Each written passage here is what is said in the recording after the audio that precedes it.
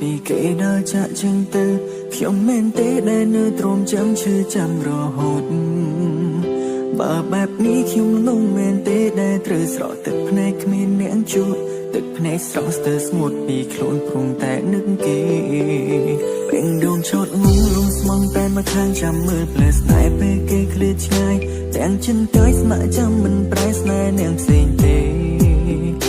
រួមគិតថាគេនៅតែស្មងមិនផ្ទេក្តីស្នេហ៍ទៅអ្នកផ្សេងឡើយតែតាមពិតគេសំឡាប់ចិត្តស្នេហ៍ខ្ញុំហើ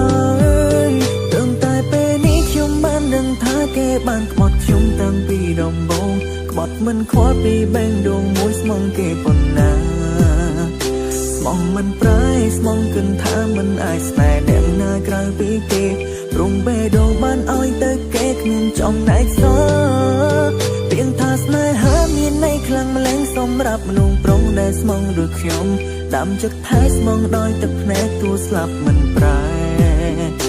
ក្រុមពេលស្មងថែចិនដែលស្មងទាំងដឹងថាគេក៏អងចិនស្នេហ៍តែខំលួចគិតថាគេនៅស្មងស្នេហាខ្ញុំគឺជាប្រុងងង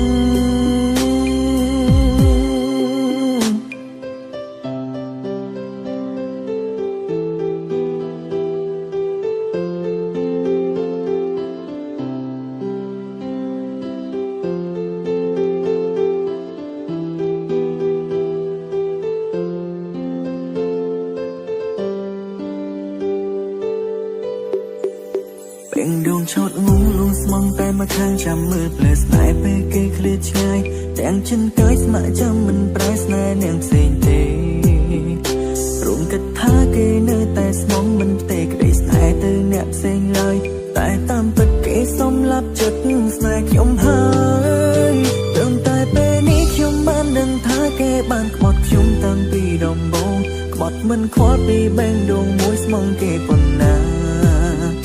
ស្មងមិនប្រែស្មងគិនថាមិនអាចស្នេហ៍អ្នកណាក្រៅពីគេព្រមបេះដូងបានឲ្យទៅគេគ្មានចំណែកសោះពាក្យថាស្នេហាមានន័យខ្លាំងម្លែងសម្រាប់មនុស្សប្រុងដែលស្មងដូចខ្ញុំដាំចិត្តថែស្មងដោយទឹកភ្នែកទួស្លាប់មិនប្រែក្រុមពេលស្មងថែចិនដែលស្មងទាំងដឹងថាគេក៏អងចិនស្នេហ៍តែខំលួចគិតថាគេនៅស្មងស្នេហាខ្ញុំគឺជាប្រុងងង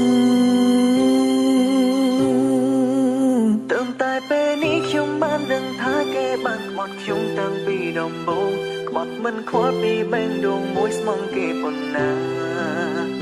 ស្មងមិនប្រែស្មងគិនថាមិនអាចស្នេហ៍អ្នកណាក្រៅពីគេព្រមបេះដូងបានឲ្យទៅគេគ្មានចំណែកសោះពាក្យថាស្នេហាមានន័យខ្លាំងម្លែងសម្រាប់មនុស្សប្រុងដែលស្មងដូចខ្ញុំដាំចិត្តថែស្មងដោយទឹកភ្នែកទួស្លាប់មិនប្រែក្រុមពេលស្មងថែចិនដែលស្មងទាំងដឹងថាគេក៏អងចិនស្នេហ៍តែខំលួចគិតថាគេនៅស្មងស្នេហាខ្ញុំគឺជាប្រុងងង